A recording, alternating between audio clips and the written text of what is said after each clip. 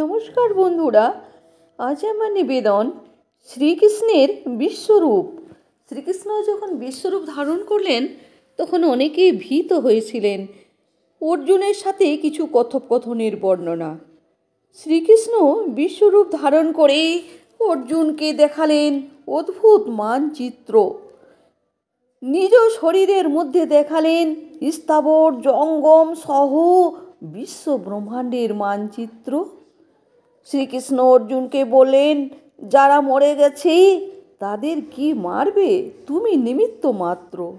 হে পার্থ, আর বিস্মিত না হয়ে এবার যুদ্ধের জন্য হও প্রস্তুত।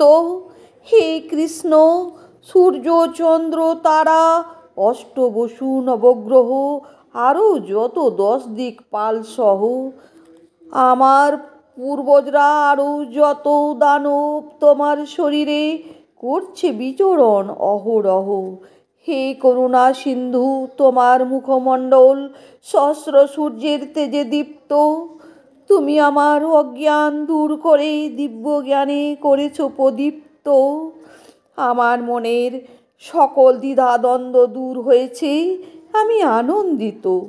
হে কৃষ্ণ, তোমার ওই বিশাল বিশ্বরূপ দেখেই সকলেই হইতেছে ভীত। আমায় ক্ষমা করে দাও, নিজ স্বরূপে ফিরে এসো, আমিও ভীত হইয়াছি। হে সখা, না জেনে অনেক অন্যায় করেছি, অনেক ভুল কথা বলিয়াছি।